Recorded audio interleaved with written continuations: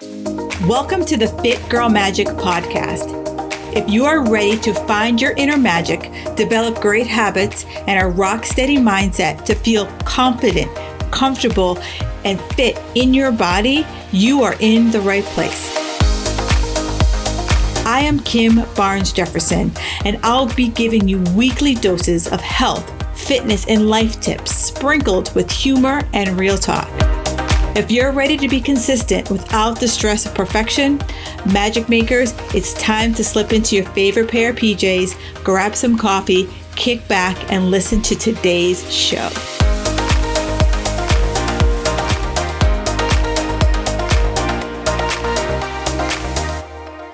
Hey, magic makers. Today we are diving into a subject that literally runs the show behind the scenes.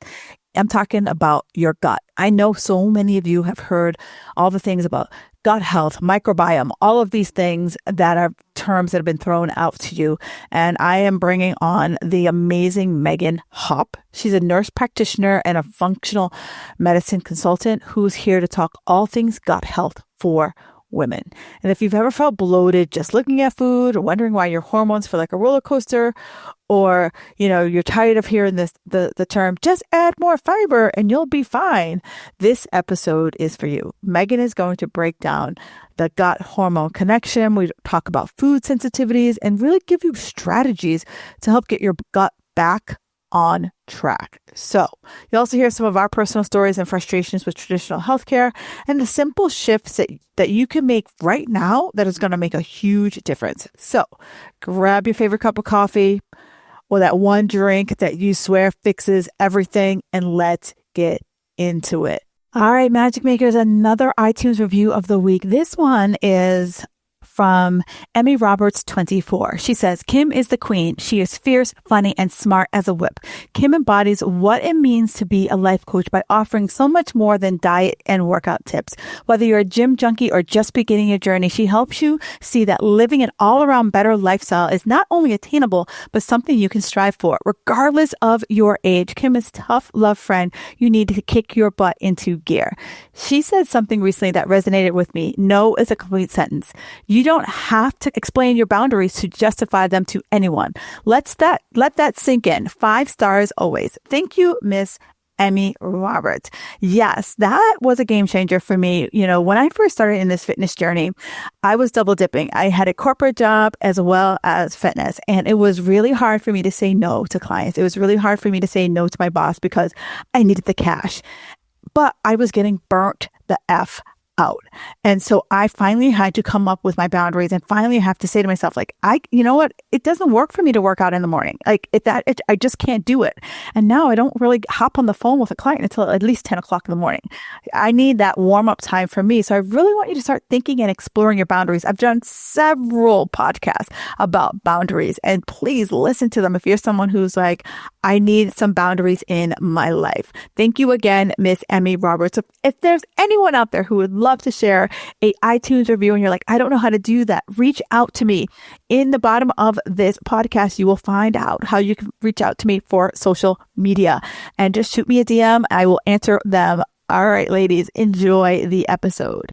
Magic Makers, this topic right here, I feel like it has gotten so much attention over the last several years, but I also feel like it's one of these topics that people are like, I don't really know what it is. I know I'm saying that I need gut health. I know that someone tells me I should pay attention to my gut health, but what the heck is it? And that is why I have Megan Hopp here on the show. She is a nurse practitioner as well as a functional medicine consultant who is all about gut health. And she's that person who, I know for me, I pretty much maxed out the traditional health system. And they basically just kept, referring me here, there, and everywhere. And I just finally got sick of spinning my wheels. And I would have loved to have found a Megan when I was going through my journey, because we all know we just get so mad that we're just like, I'm just going to lay down here and just let life take me. So Megan, welcome to the show. Hi, Kim. Thank you so much for having me. And that is what led me to this, because I was also that person that had really maxed out the traditional healthcare system and was really at the point where it was either I really am crazy and there's nothing wrong with me. I've lost my mind. Or I got to go somewhere else because the people I'm talking to don't know how to help me. And thankfully, I found some people that did know what they were talking about and could help me. And I don't want people to feel like that. Before we dive in, let me ask you, are you stuck in the why isn't this working cycle? You've been eating clean, working out, maybe even skipping that beloved glass of wine. Yet that stubborn belly fat is sticking around like you owe it money. Sound familiar? Here's the deal. It's not your fault. After 40, your body changes the rules of the game, and most of us are left guessing. But guess what? I've got the playbook. My free lifestyle audit is designed to help you uncover what's really going on and to show you the powerful tweaks that will help you finally move the needle. Here's how it works. You send me a 3-day snapshot of your life, meals, workout, sleep. Please do not clean it up. I want to know exactly what's going on. And then from there, I will help you uncover the sneaky little habits that may be holding you back and identify the simple tweaks that'll finally get your body to play nice. Imagine waking up and feeling lighter, no longer feeling stuck, and together we'll create a clear, doable action plan to get your body working with you and no longer against you. So if this speaks to you, click the link in the show notes and claim your free lifestyle audit. Let's crack your code and start seeing some real lasting results. You in? Let's get it done. It's so disheartening because it's like you in your mind, you're like, something's not right. It's like you just know, you can't put your finger on it, but you're just like, I know something's not right. And you're like, I want to articulate it, but I really can't. Yeah. I like to tell people that you should trust your gut, but you should also test it. So like you should believe that feeling inside of you that like something isn't right, but you should also find someone who can actually go beyond just like, yeah, you're right. Something's not right. Like, and get you to actually achieve the healing that you're looking for. All right. So let's just kind of back up. And so if someone's like, yeah, Kim, you know what? You're right. I've heard of gut health, but I have no idea what the hell it is. How would you explain gut health to like a 5-year-old? Oh, that's a good question. Okay. So gut health is a buzzword and it is very unclear, like what people are looking for. And so when people like are, the TikToks made me think that maybe gut health is what's going on, or the Instagram reels or the Facebook, whatever. Like the internets have told me that it's my gut health. Okay, what the hell do I do now? Right. So, it's like the internet told me to go to the beach. Which beach? Like, do I go near the water? Do I stay near the parking lot? Yeah. So I think a lot of people limit themselves in thinking about gut health to the traditional digestive thing. So nausea, vomiting, abdominal pain, maybe heartburn, diarrhea, constipation, that kind of stuff. And that stuff is absolutely a part of gut health. And then there's a deeper part of the gut health, which is your microbiome and all of the little, I read in a book recently, they called it a garden. So like this flourishing space full of bugs, good bugs, bad bugs. We need both. Like it's not meant to be sterile. Like nothing about our gut is supposed to be sterile. But we need things to be in the right balance. We don't want too many weeds. We don't want wildflowers that have completely overgrown. Like we want just this like beautifully manicured garden that has a little bit of all the things that it's supposed to need. So those pieces of the microbiome, those specific bacteria that you can either have not enough of or too much of, are really, really crucial players. And then there's the opportunistic bacteria, the bad stuff like the staph and strep and things that we know are kind of like natural in our body. But if you let them overgrow, they can create a lot of problems.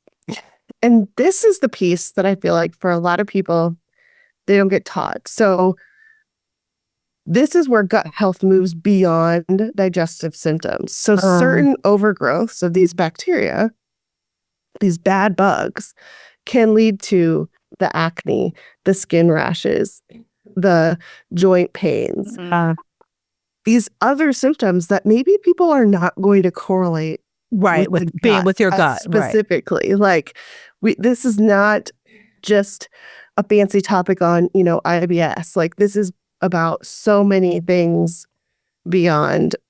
And so when I talk to kids about it, we talk a lot about we need to eat the right foods that are going to promote the good bugs. We need to limit the stuff that's going to give us too many bad bugs. And we definitely want to limit our exposure to things like antibiotics that are like just going to come in and like bulldoze the whole thing down and wipe it all out. Gotcha. All right. So that makes sense. So basically, most of us, as you said, mostly you think about like gut health being like, the basic symptoms that we can cure with like Pepto-Bismol or a Tums. Yeah. Is what we normally think of as gut health. Now, do the gut garden, if you will, is that kind of when that gets a little imbalance, is that what's going to cause some of those kind of like Pepto-Tums symptoms? Yeah. So one of the big players that I see a lot is H. pylori, which is a bacteria that causes a ton of reflux type symptoms. The heartburn, that like maybe naggy kind of chest pain, the belching, the just like uncomfortable feeling after eating. And in traditional healthcare, if you have those symptoms, or even if you just go to the pharmacy and try and treat them yourself, a lot of times you'll end up on something like Rolaids and Prilosec, or like some kind of medication that's going to decrease the acid in your stomach. But it doesn't take away the H. pylori. But it doesn't take away the H. pylori. And when we reduce the acid in the stomach, that's like our body's number one barrier to keeping the bad stuff out of our garden. Gotcha. And so we're lowering our defenses there. And then inside the gut, the lining of the gut is really helpful at keeping the stuff that's supposed to be in your intestinal tract. And if that gut lining starts to get damaged, this is when we see things like leaky gut or intestinal permeability, where stuff is like going through that's not supposed to. And once that stuff gets through the fence that's not supposed to be in there, it's not coming back. And your body is going to react to it. You want your body to react to it. But that's where we lead to some of the mast cells or the histamine producing stuff where your body is going to instantly react and we're going to have the rashes kind of situation. Or there's a special type of bacteria called with these little lipopolysaccharides on them that they can cross the blood-brain barrier. So that's when we start having like the brain foggy type symptoms, or like I just don't feel like I can think as clearly as I used to. And so all of these symptoms are the exact type of symptoms that get you gaslit in a doctor's appointment, right? Like you start talking to your traditional doctor about your brain fog and they stop listening to you. Yeah, it's menopause, suck it up. Yep, or it's stress, or it's, and it very well might be stress. But there isn't a lot of practical solutioning to so what can I do about that? Right. What can I do? And so the microbiome has been heavily, heavily researched and is going to just continue to be more researched. But I don't think that all of that research has made its way into our traditional game plans just yet. Agreed. And so it's kind of, I think, going to and be much more of a futuristic thing. But anything we can do now to help improve the state of our microbiome just overall impacts your health in a very positive way. Yeah. No, I like that. So as someone who's listening, you're like, okay, what you just said makes sense. So I'm going to take a step back and I'm going to ask us to define, step one, define leaky gut. And step two, how do I know if I have it? Yeah. So leaky gut, intestinal permeability is the fancy words that people like to use. just means that there is damage in your gut lining. And I would say the great majority of people who are eating like a even sort of standard American diet are going to have this, because this is the stuff that, like, the artificial sweeteners, the food dyes, like, it kind of just irritates that lining and pokes holes in it. These are things, the unexplained joint pain, the brain fog, the fatigue, the rashes, those are all things that kind of point me to that. What I love about what I do specifically is that I use this fancy stool test called the GI map that then tells me exactly what's going on. And I think that that is something that everyone should have, especially if you have never ventured into the functional space. And even if you have, I still think like once a year, it's a good idea to like check in on your gut. Like, to me, this could make a bigger impact in your health than like getting your metabolic panel and your cholesterol checked once a year. You know, like the standard labs that we go and then Don't they really just tell us dive 3 deep days enough. later that they're Right. normal. Right. Like, this one test, this stool test, can tell us so much about how you break down your food, how your immune system's functioning, because a huge piece of your immune system is formed, like those cells are formed within your gut, can tell us a little bit about how you manage stress. Um, Lots of, in the buzzwords of gut health, I feel like a lot of people have heard now about like the gut-brain axis and Yep. how your gut and your brain are connected. There's this vagal nerve that runs kind of that whole chunk of your body, this highway that we want stuff to be able to go back and forth on. And that's where we also in our gut develop neurotransmitters, you know, dopamine, serotonin, norepinephrine. All these things are being kind of formed in our gut. And so when you get data, when you get this testing done to see what that is and what's going on, then we can make the adjustments necessary to kind of optimize that space. If we have that leaky gut, we could be eating the most ideal foods. Our body just can't break them down appropriately and can't use them for what we want them to use it for. And so nobody wants to be doing that, right? You're putting in the work, like you're doing all the things, and it's not benefiting your body the way you want it to. Now, can you, I'm gonna use the word healed, but you might correct me. Can you heal a leaky gut? Yes, you can strengthen that gut lining. Yes, very much so. With the right combination of, you know, okay, this is another piece that I want to like just maybe emphasize for people.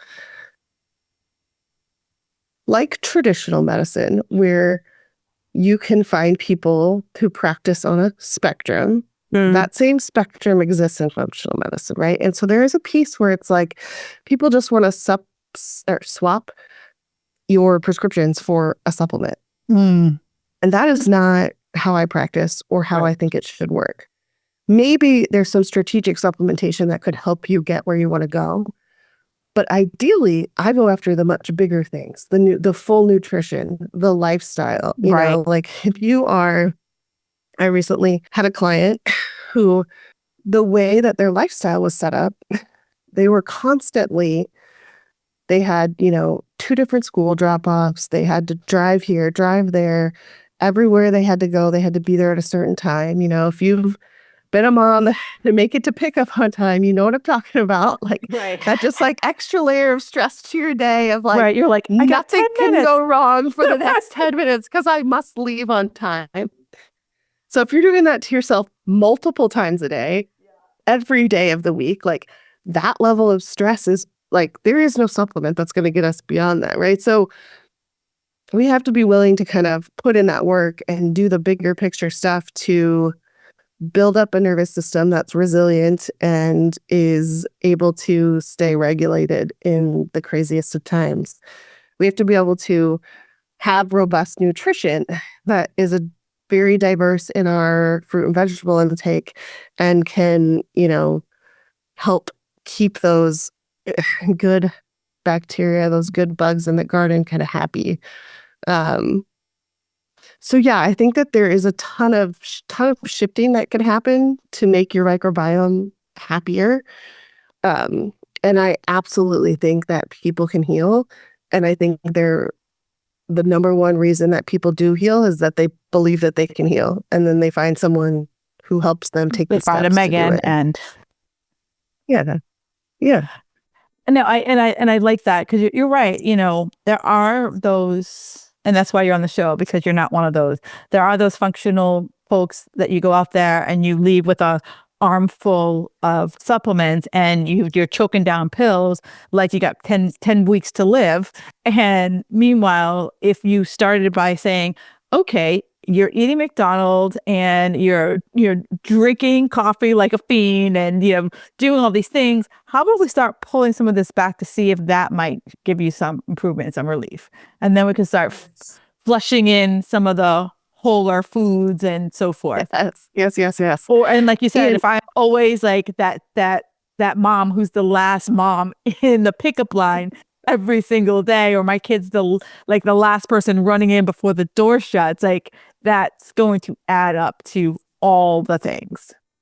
yes. And going back to kind of that gut brain axis, we have known, I've been in healthcare over 2 decades now. Like, we've known that our brain and gut were connected. We just always thought the brain was driving, right? Like, if you were depressed, you could get constipated. If you were anxious, you could have diarrhea. Like, we knew the connection was there. We just always thought that it was the brain running the show. And now we know that the gut is really actually orchestrating some of the show too. And they are definitely, equally contributing. There is not maybe one driver. It's a matter of they need to work harmoniously together. And that's the piece where I have done a lot of training with different people on how to interpret these functional labs, how to write the best, like personalized plans for people. But it's that step deeper that is what gets the healing. I'm willing to figure out how I can learn coping skills so that that's not the way I live my life. Or I'm willing to give up 15 minutes of Netflix today so that I can do something that's going to provide lasting change. Gotcha. And so I think that's a piece that's really, really crucial in people having great results or just kind of good results, is that they have to have the buy-in and the desire to make those maybe bigger changes that are going to lead to big impact in their nervous system, in their sleep, in their nutrition, in their lifestyle stuff. You know what? It's interesting because I feel that a lot of times when I first start working with a client and I look at their, I'm like, tell me your life. And I see stress is just how my life is. I've never been a good sleeper. And, I really want to eat, but, life. And so many of the things you're just talking about, when you tell a patient, hey, how about we focus on sleep right now? They're like, dude, I came here for more. And you're just like, but trust me, like if you just gave me, an extra 20 minutes of sleep, that might even just show you like that some of your lifestyle is contributing to some of the stuff that you're feeling. Yes. Yeah. Or like, I think you have an Oura ring on also, but like an Oura ring where like, this is going to track my sleep. And this is going to tell me, am I getting deep sleep? Am I getting REM sleep?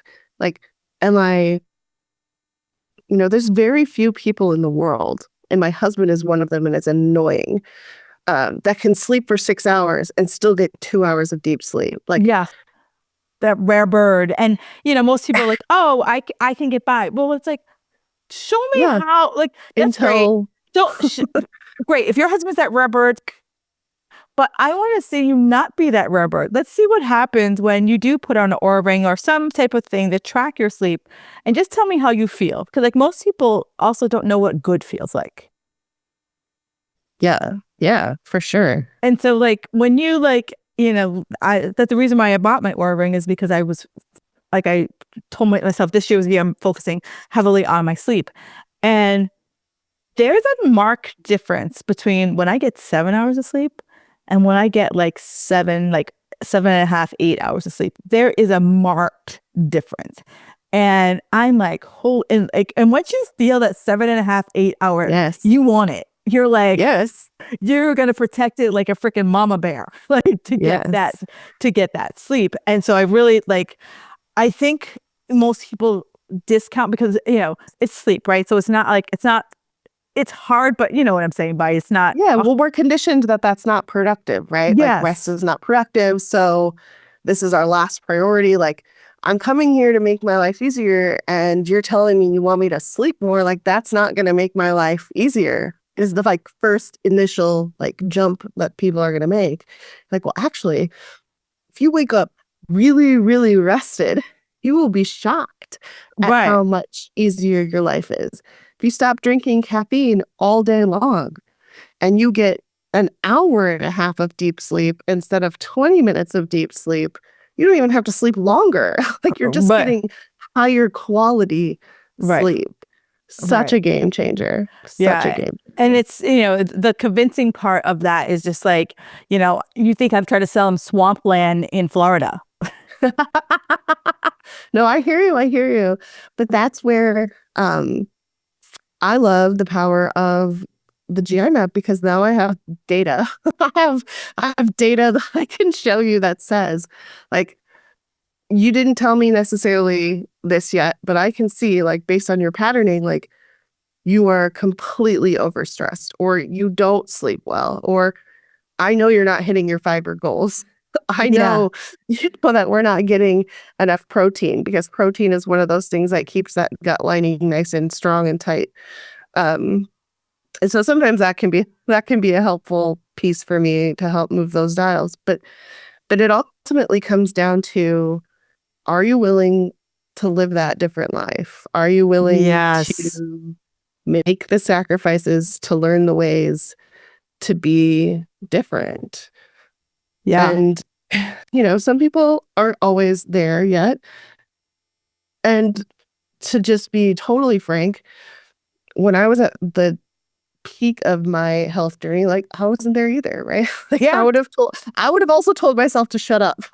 I was not. Yeah. No, it is. And it's I know I was that person who, when I first started being, I'm a recovering stress ball. If there's meetings, let me know. And I remember going to my primary care physician because every day I lived off of Advil and Tums because of my stress. And I took time off I took time off work to go to the doctor. You know what she told me to do? Read the book, don't put the small stuff, and go to yoga. And I drove home and I was like, what the heck? And I'm like, I took time off for you to tell me to read a goddamn book and do yoga. And now more, insightful Kim realized that was the best thing she could have ever told me to do. Yes. And it would go over better if it wasn't in a 7-minute office visit, right? Agreed. Agreed. If the message is delivered in a different way. Right. But yeah, there are people out there, and I feel like I tried to do that when I was in traditional medicine, of trying to throw in those little tips and tricks, or here, read this book because I don't have time to tell you for 20 minutes what it's going to be about. But it is hard to hear that, maybe we're not doing something right, or that we are somehow contributing to our own. I was like, I've been for a prescription. I was like, where's my prescription? I didn't want me to do a written prescription. I wanted to go to CVS and fill it up. That's what I wanted. And I wanted to looking to go to Barnes and Noble to fill it up. Yeah. But again, we're conditioned like that as society, right? The idea of sustainable healing, sustainable health, that's just kind of stop that dirty talk. We're not an explicit podcast, so stop that dirty talk right now. So as people are listening here, they're like, okay, I'm starting to pick up what you guys are putting down. Now, most of my women, they're over 40. Do you feel that there's any correlation between gut health and either I'm going to call it stubborn weight loss, and also I'm going to call it belly fat, because some of us just have overall weight gain when we hit 40 and our bodies just go buck wild. But also some of us also just have it right here in our bellies. Yeah, 1,000%. So your gut health is connected to your hormone health, and the hormones that are going to lead to that kind of round belly traditional stuff is definitely going to be the cortisol, the mismatched, sex hormones as we head into that kind of perimenopausal space. Like, yes. And your gut health can be so influential in fixing some of that. Same as these lifestyle things that we're talking about. Like our body is trying to protect us, right? Like visceral central fat is trying to protect your inner organs. So if you are constantly telling your body with the way you live your life that you are being chased by a tiger, because that's what your body thinks, right? Like your body is activating your your sympathetic nervous system all day long. You're constantly in fight or flight. You're telling your body you're being chased by a tiger. Your body is trying to protect you with giving you this extra visceral fat. And so in order to tell your body, no, thank you, I don't want that, you have to master the ability to deactivate, to get into the parasympathetic, to get to that rest and digest. You just have to be able to take that step back and those deep breaths and really truly digest the food that you're eating to make sure that you're getting the proper nutrition. And it's just so all interconnected. Right. So now someone who's like sitting here and this is what I see, two things. I see the client who's what you just described, like, Betty stress ball, like, running down the highway, hair on fire, and doesn't even realize how stressed she really is. But then I also have that person who's like, I'm not really stressed out. But when I have a conversation with them, they're like, is my food journal right? What about my workout? Was it right? Like, so it's kind of that subtle, like personal, internal pressure. So they don't feel it in their life, right? There's no boss breathing down their neck. They're not the late mom to pick up, but it's this internal critic that's questioning and judging. Is that also, would that also be I'm going to call it a subtle stressor? Yeah. And I would honestly, I think that's worse. Yes. Like because then you're ignoring your body, right? Like your heart rate is elevated, but you're just telling yourself it's not. Like at least the Bettys of the world are acknowledging that they are a stressed out hot mess. And that acknowledgement has a lot of release and power behind it. Those of us that try to maybe more internalize that and pretend we're not feeling that and really just hold it all in tight. I'm a huge believer in somatic yoga, somatic movement. We have to, the issues in the tissues, your body keeps the score. That's a great book. Like all of the things around trauma, big T, little t, whatever you want to, your body has a lot of learned behaviors. Yep. And if your behavior is that it was not okay to express externally what you were feeling internally, that creates a lot of problems as you get older, get into, just that mid-adult life where your hormones are starting to betray you a little bit. Your masking skills are not going to be as strong. Your the things that you were able to do before are not going to quote unquote protect you anymore. Like it's just going to be a little more at the surface.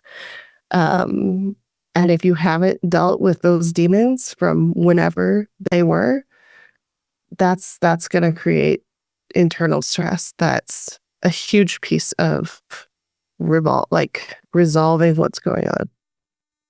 Yeah, that's I want to say one of the biggest patterns I see is the self-trust, and it's kind of not coming out as, in their mind, true stress, but more a like, I'm just, that's quiet stress. And so now, as I'm listening to this, and so, for some of you who are quiet stressors, maybe you feel seen. No judgment. We're listening here. We're not judging. Yeah. I'm gonna fully identify in that camp. Like that was me, right? Like I would have never outwardly presented like I was freaking out internally, even when I was. Well, because it's like you probably downplay it because you're like, oh, Sarah over there, oh my God, her kids are doing this and her mom is doing that and her husband, and like you're just like, I have no reason to complain. Like, everything's good except for, did I eat right today? I didn't get my workout in today, so I got to beat myself up, which still is a stressor. Yeah, so much.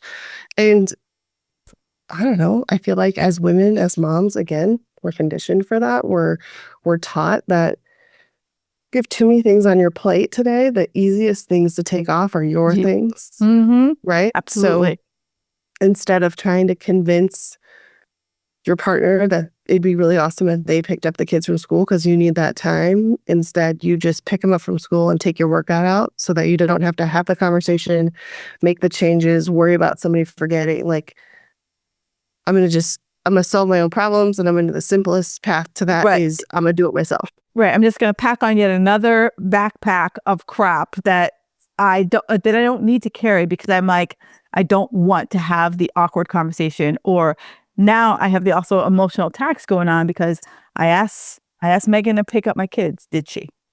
And you're like, has there ever been a time that Megan has not picked up your kids when she said yes? But in your mind, you're like, I still got to prepare for that. Right. I got to prepare for the call at 3:15 that no one picked up my kids. Have to have the plan A, B, and C. Exactly. So now as people are like, and I want everyone here listening, like, we're saying this in good fun because it's like, we saw this in us. Like if Megan and I were to like kind of like be hovering above our former selves, we were like, girlfriend, I want to like just tell you it's going to be okay. Like you need to start chilling the hell out because that's causing half of your problems. Yeah. And 3 years ago, me listening to this podcast, driving to work would have been like cussing and yelling all sorts of shit back at us. Like, right. Because it was so hard for me to come to the reality that I could do it differently. Life was not stacked against me. Like, I didn't have some special deck. I didn't have, like, I just had to care enough about myself and care enough about my goal to push me out of it. Yeah. And I will be 100% transparent. It was actually my son that pushed me out of it, which I think is the case for a lot of women. Like, I was okay with the healthcare system treating me like garbage, but when it came to my son, I wasn't having it. And that is what led us into functional medicine. And then it was kind of like, oh, maybe this could help me too. But so if you are that person that is like, this is not relatable. This cannot be me. Like, you don't know my story. You don't know what I have going on. Like, just maybe sit with that for a minute because it could be you. It can be you. You can do it.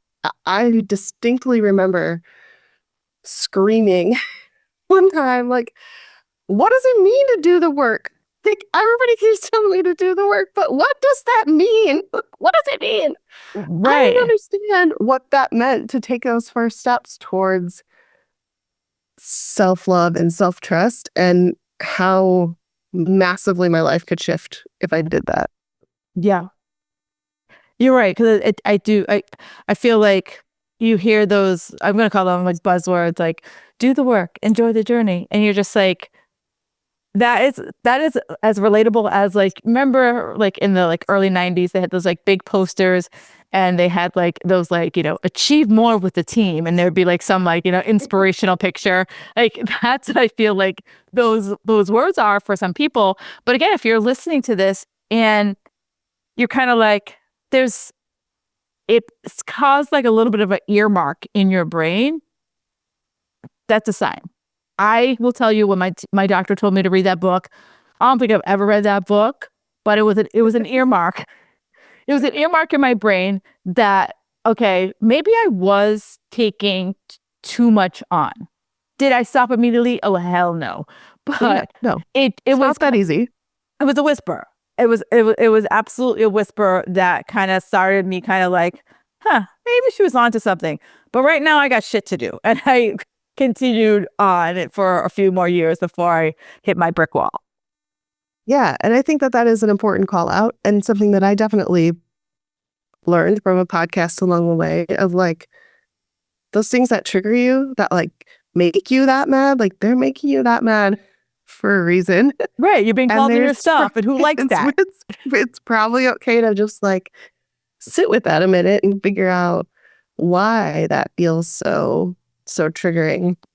And I talk with people a lot about that too. Like my program is not a specific length. I won't ever tell people at the start, oh, we're going to magically get you better in 12 weeks, or you're going to feel like you're going to be totally healed in 6 months.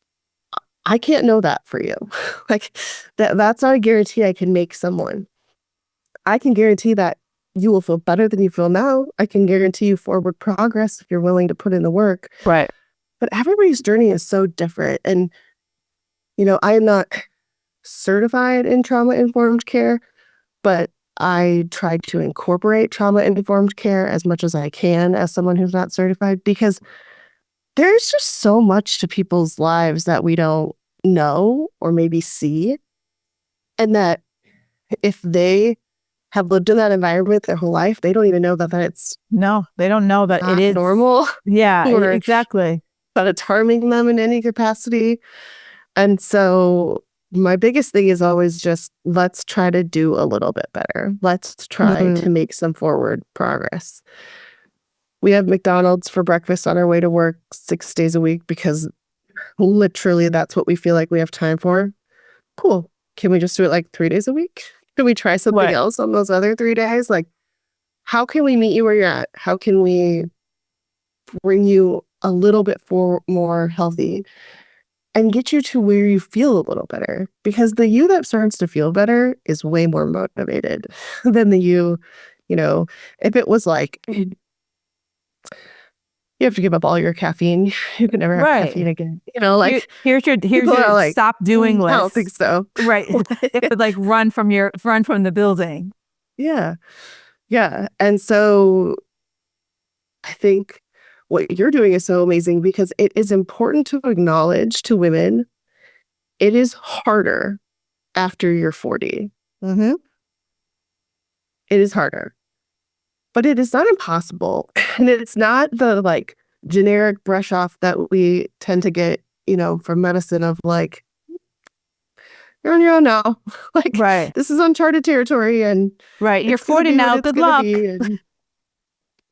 Nobody really cares, Like, I don't know. There's just not enough research about the perimenopausal phase in general. But I have hope. That the message is starting to get out. I do. And women are starting to demand more. Yeah. And when women demand more, we're not going to rise. Right. We're not going to be like, oh, honey, it's menopause, and go and walk quietly out into the night. We're like, oh no, it's not just menopause. Like, I got stuff to do, and I can't be down because I got frozen shoulder. I can't be down because I have brain fog. I can't be down because I can't button my pants. Like, there has to be something else here. Yes. And there are so many things. And I think that's one of the things that is so cool. Excuse me. I just made content on this the other day of like, I'm a I'm going to call myself a recovering Pelotoner because the version of me that we were just talking about was very much into Pelotoning. And then I took a little break. And now it's like when it's 10 below, I'd rather ride my Peloton than, go outside. But the fact that I live in a world where I can be in the middle of nowhere in Iowa and I can take a spin class with a group of people in New York City, and then I can jump on a networking call with people all over the United States and Canada and Mexico. And I can listen to this podcast while I'm cleaning my house. I mean, just the information is out there, and it's just a matter of finding those people that are the right people for you. And thankfully now they don't have to live down the street. You can connect with people from anywhere. Yeah, absolutely. Absolutely. So the question I have is people are, listening to the show and they're like, okay, all right. You guys are starting to make a little more sense to me. I wasn't feeling you for a little bit, but now I'm starting to feel you again. When I'm in my 40s, what are some of the kind of common gut issues you see for 40 plus something women? Yeah. So I see a lot of bloating. A lot of things just don't feel right. And what I see a lot of is people trying to solve their bloating by just never eating that food again. And then the next thing you know, the list of things that they are willing to eat is this long. Foods. Yeah. So I don't have any problems with bloating as long as I don't eat anything. Well, okay, that's actually not fixing the problem. Right. I see a lot of irritability, maybe big swings in mood with your cycle. That can definitely lead people into my space. And I will say there's a lot of people out there that have a lot of symptoms that just don't realize that they can kind of all go back to their gut. Gotcha. I'm all about, treating hormone issues that need to be treated with hormones. But there's a lot of improvement you can make by optimizing your gut health and just kind of seeing what's going on. And I see a fair amount of people who I don't really know what's going on. I just know that I don't feel as good as I think I should. And I think that there's a lot of power in that too, of not waiting until your symptoms are so terrible. And then one of the other big buckets of people I see is I went to my doctor with IBS symptoms that I've had for 10, 20, 15 years, whatever. I've had all the colonoscopies that were normal. I've tried all of them. They say everything's fine, and I just have to, have diarrhea the rest of my life. Right. Well, or actually, you don't.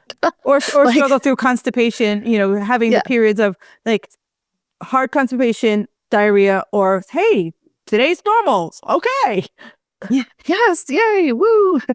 Yeah. It just doesn't have to be like that. And so those are the people I would say that I see the most. Right. And so, as a person who's listening here, it's okay, you're right. I am that person who decided that here are the list of do not eats because the moment I have whatever it is, I blow up like a tick. So I just stopped eating it. You're saying there's hope for me to say, maybe my favorite thing is dairy. And I've just stopped eating dairy because the moment I eat dairy, I blow up. And you're saying, hey, maybe there's something else going on beside just not having dairy. Or maybe we could just say it is dairy. That's definitely on the do not eat list. Yeah. So I think that there are people out there, right, that actually have lactose problems that really do struggle with eating regular dairy. And I think dairy in and of itself is inflammatory. So if you're already having inflammation problems and you add dairy into the mix, that could make your symptoms worse for sure. Same with food sensitivities. So every time I eat tomatoes, I'm miserable. So I just stopped eating tomatoes. Well, that kind of comes back to that leaky gut and the stuff that kind of starts to go through. And so your body's reacting to the tomatoes, but you cut out the tomatoes And instead of eating tomatoes, you eat a lot of apples. Okay, now I'm going to start reacting to apples because I didn't close the gate. I didn't Gotcha. fix the problem. Gotcha. So, And so eventually, like at some point, the apples are going to be replaced what the tomato were because the tomato got to the point where it was pushing its way through the wall. yeah. And so your body just kind of starts reacting to the next thing. Like it's very common when you do like a food sensitivity test for people to be like, those are my favorite, the things that show the most reaction, like those are my favorite foods. Right. Because those are what you're eating the most of. And so those are what your body's reacting to the most. So those are what's going to show up on the test. And so while it can be helpful sometimes to have that information, if you're really, really miserable, to take those things out for a short period of time, if there is not a piece of the journey that heals that lining, that's not helpful. Like, right. It won't fix the problem. Gotcha. Now, as you talk about those tests, and now that we've said it, it's going to show up in our feeds. Are those tests that I can buy online, are those bullshit compared to going to a practitioner like you? So they're just very, very different. I think there are tests you can buy online for food sensitivity that you can get some valuable information about what your body is maybe reacting to. And so if that's your best option, like if that is what's available and affordable and something that you can do, like there's some value in that.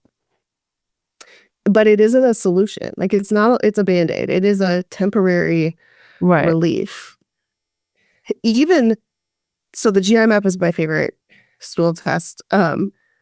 Even that, I've had clients that come to me that like they ordered their own GI map like online from something, but they don't know what to do with it. Like it's a 6-page report with a lot of information. You get all this data and charts and graphs, but you're like, what does it mean? Yeah, you have to be really well trained in looking for those patterns and then looking at the deeper, like what is this telling me deeper? And that's where I feel like that's my sweet spot, is the puzzle pieces of connecting how this result ties into this piece of information you gave me on your intake form that ties into this thing that happened to you. Like, figuring out that bigger answer is so validating for people. It is, to see what's going on. It is, because when I first started working with my functional person, she just validated all the stuff I was feeling. And she was like, okay, she's like, there's a lot going on. We're not going to solve it in 2 days. She's like, but I'm going to knock off what I feel is like the biggest rock that's going to make you feel make you feel better. And then we can kind of see by taking out that rock, what else, does that kind of start a downstream effect to make you start to feel even better.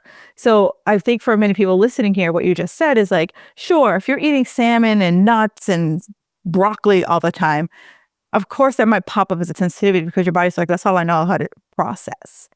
But it doesn't mean that you're never can eat that again. It's just maybe it's a sign that you need to add more variety into your nutrition, just so that your body has an opportunity to know how to digest some other fish or some other vegetable. Yeah. And, if you're the type of person who in a restaurant is like, ooh, what can I order on the menu so I don't have to run to the bathroom as soon as we're done eating? Like the freedom that comes with healing your gut. And yeah, maybe I'm not going to eat, a brownie a la mode every single day because it's not the best choice. But I could eat it without running to the bathroom. You know, like that's a huge win for a lot of people. Like I could have some and I wouldn't freaking out like what's going to happen next that I had before. Yeah. Right. And so do hormones impact your gut? I think your gut impacts your hormones drastically. And so like I will do hormone work with people after they fix their gut. So if we've done some gut work and we are, a couple months past getting things in a good spot and you still have hormonal symptoms, happy to help you with that. But I personally feel it is not in your best interest to screw around with your hormones until we know what's happening in your gut. Gotcha. Similarly, like that kind of more Band-Aid approach. Now, there's always exceptions to every rule, right? If someone's massively, massively miserable with, hot sweats and like, Yeah, exactly. Like, absolutely drenching their sheets 6 times a night. Like there's Right. some difference. But I will still tell you that fixing your gut is going to make an impact. Like, Right. Exactly. You're like, all right, we're going to work on the hot flash and that sort of thing. But we're going to also kind of chip away at this gut health. Now, and I think that's really interesting because you're right. If you think about everything we talked about at the very beginning of how intertwined your gut is with, especially your brain and with the creating of the neurotransmitters, you're like, why wouldn't it be integral in how you create hormones? Yeah, exactly. So with that said, a lot of my women, I feel, the weight isn't exactly, I would call it fat. Some of the weight I would say is inflammation. Yes. And would that have an impact from gut health? Absolutely. One of the number one things that I look for when I'm looking for patterns on people's testing results is, do they have massive indications of inflammation? And sometimes that inflammation can point to something bigger, right? Like, so sometimes I get testing back and I'm like, you do need to see a gastroenterologist. You do need to have a colonoscopy. Like, I'm afraid there's something more going on. But sometimes that generic inflammation just needs your body to calm down for a little bit and work on overall reduction of that inflammation, because nobody wants to feel swollen and uncomfortable. Gotcha. Nobody wants their, rings to not come off and their face to feel like they got stung by a bee when they wake up in the morning. Nobody wants that. Exactly. So Megan, you have a free bloat guide for people who are just always feel like whatever they eat, just they immediately feel that bloating. So I'm going to put that in the show notes. And where can people find you on the socials? Yeah, so I mostly live around on Instagram, just at Megan R. Hopp. Feel free to DM me. I'd love to talk with people. I will talk all day about gut health and the people's stories of how, the healthcare system maybe just failed them and how they feel frustrated and alone, and they're nervous about trusting somebody else to help them because they've trusted these 4 other people that then didn't help them. And so that barrier is there for a lot of people, and it takes, sometimes we have to work through that piece first before we can move on to talking about their gut. Is, what has the medical system made you feel betrayed about? Yeah. You are apprehensive to even kind of jump back in. But yeah, the freebie, Ditch the Bloat, 2 weeks or less, going to help you reduce that feeling of every single day feels like the day before my period. Why is my belly like this? And so getting quick relief of some of those symptoms is a huge priority to me. Like, whatever is your number one thing that you're battling, like, we want to get you some results in that and get it quickly. And then know that the true complete resolution of all your symptoms will take time. But that doesn't mean that we can't make some impact right away. And then I ask everyone, what's one thing that makes you feel magical? I would say being able to connect with people. Like, I just love conversations like this. I am not the type of person who wants to be loud and rowdy in the middle of a party. Like, I want to be curled up in the corner having the most in-depth, ridiculous conversation about something that's totally right. Non-small talk conversation. Yeah. So that's what makes me feel magical, is connecting with others and really just feeling like that there's more to the story. We can get deeper. We can talk about something else. Awesome. I absolutely love it. Thank you so much for taking the time to speak with us today. And people, if you have any more questions, feel free to follow her on Instagram. ask your questions, and make sure you download that guide if you are feeling that you are having this bloating issue over and over again. Again, Megan, thank you so much for coming on the show today. Yeah, absolutely. Thank you. Thank you for listening to the Fit Girl Magic podcast. If you've made it this far, yay. I'm thinking you enjoyed the show. Let's continue the conversation on Instagram. You can find me at Kim Jefferson Coach. In order for me to keep sharing this message, do me a favor and leave me a 5-star review on iTunes. While you're there, don't forget to subscribe so that you won't miss an episode. New episodes are available every Wednesday.